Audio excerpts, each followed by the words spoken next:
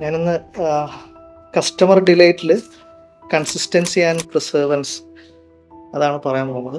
ഒരുപാട് success story കേട്ടിട്ട് നമ്മൾ ഭയങ്കരമായിട്ട് ഇൻസ്പയർ ആയിട്ടുണ്ട്. അപ്പോൾ അതുപോലെ തന്നെ നമുക്ക് നല്ലപോലെ ഇൻസ്പയർ ആവാൻ സാധ്യതയുള്ള ഒരു ഏരിയയാണ് ഫെയിലിയർ ടു സക്സസ് സ്റ്റോറി എന്ന് പറയുന്നത്. അതായത് വലിയ ഫെയിലിയർ ഒക്കെ ഫേസ് ചെയ്തിട്ട് ഭയങ്കര പീക്ക് ലെവൽ ഓഫ് സക്സസിലോട്ട് പോയ കുറേ സ്റ്റോറികളുണ്ട്.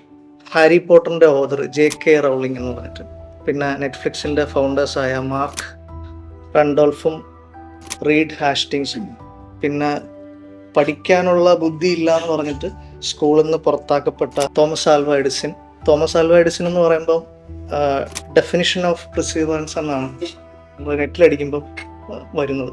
വാൾട്ട് ഡിസ്നി, അതായത് ഒട്ടും ക്രിയേറ്റീവ് അല്ല എന്ന് പറഞ്ഞ ഒരു ആളാണ്, ഭാവനാശൂന്യനാണെന്നാണ് പുള്ളി പറഞ്ഞിരിക്കുന്നത്. അങ്ങനെ ഒരുപാട് ഫെയിലിയർ ടു സക്സസ് സ്റ്റോറീസ് നമ്മൾ റിസർച്ച് ചെയ്യാൻ നമ്മൾ കാണും.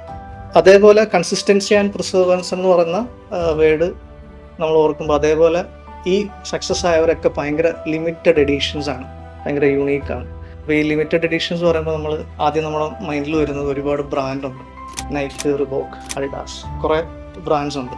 അപ്പോൾ ശരിക്കും ഈ ലിമിറ്റഡ് എഡിഷൻസ് എന്ന് പറയുന്നത് ഇതേപോലെ ഫെയിലിയർ ഒക്കെ ബ്രാൻഡിൽ സംഭവിക്കും. അവർ ഉദ്ദേശിക്കുന്ന കസ്റ്റമർ ആ ബ്രാൻഡ് ഉദ്ദേശിക്കുന്ന രീതിയിൽ റിസൾട്ട് വരാതിരിക്കുമ്പോൾ അവർ മെയിനായിട്ട് ഫോക്കസ് ചെയ്യുന്നൊരു ബ്രാൻഡിങ് ടൂളാണ് ലിമിറ്റഡ് എഡിഷൻ.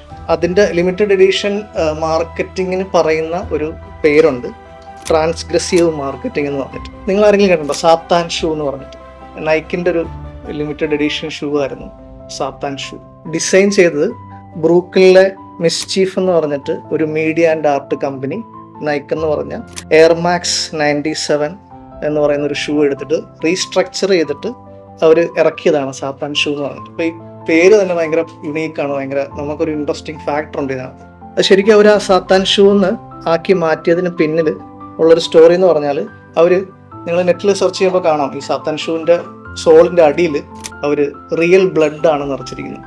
അതിൻ്റെ കൂടെ തന്നെ അവർ ഷൂവിൻ്റെ സൈഡിൽ ഒരു പ്രിന്റ് ആഡ് ചെയ്തു 10-18 എന്ന് പറഞ്ഞിട്ട്. ശരിക്കും ബൈബിളിൽ ഈ 10-18 വചനത്തിൽ പറയുന്നത് I saw Satan fall like lightning from the heaven എന്ന് പറഞ്ഞിട്ടാണ്. അപ്പം അത് മാത്രമല്ല, അതിന് കുറച്ചും കൂടെ ഫുൾഫിൽ ചെയ്യാൻ വേണ്ടിയിട്ട് ആ ഷൂവിൻ്റെ പ്രൈസ് അവരിട്ടത് $1018. അതായത് $10-18 എന്നുള്ള രീതിയിലാണ് അവർ ഷൂവിൻ്റെ പ്രൈസ് ഇട്ടത്. അവർ 666 പെയർ ഷൂസാണ് മാർക്കറ്റിൽ ഇറക്കിയത്. അപ്പോൾ ഈ 666 പെയർ എന്ന് പറഞ്ഞാൽ സാത്താൻ്റെ നമ്പർ എന്നാണ് പറയുന്നത്.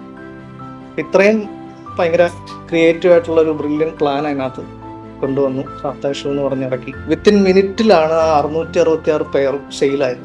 അത് മാത്രമല്ല, അതിൽ സോഷ്യൽ മീഡിയയിൽ 100 മില്യന് മുകളിൽ ഇംപ്രഷൻസ് അതിനകത്ത് ക്രിയേറ്റ് ചെയ്യാൻ പറ്റി. പിന്നെ ഗ്ലോബലി 1000-ലധികം ആർട്ടിക്കിൾ ആ ഷൂവിനെ പറ്റി, സാത്താൻ ഷൂവിനെ പറ്റി ആർട്ടിക്കിൾ പോയി. അപ്പോൾ അവരൊരു മാർക്കറ്റിംഗ് ടൂൾ എടുത്ത് അവർ ചിന്തിക്കുന്നതിനപ്പുറത്തെ മാസീവായിട്ടുള്ളൊരു മാർക്കറ്റിംഗ് പ്ലാൻ അത് സക്സസ് ആയി. അപ്പം ഞാനിത് പറയാൻ വന്നത് കൺസിസ്റ്റൻസി, പ്രിസീവറൻസ്, ലിമിറ്റഡ് എഡിഷൻ, ഇങ്ങനെയുള്ള ലൈഫിൽ നമ്മൾ അച്ചീവ് അതല്ലെങ്കിൽ നമ്മൾ കൊണ്ടുപോകേണ്ട കുറേ സാധനങ്ങളുണ്ട്. ഇവിടെ ഇരിക്കുന്ന എല്ലാവരും ഭയങ്കര യുണീക്കാണ്.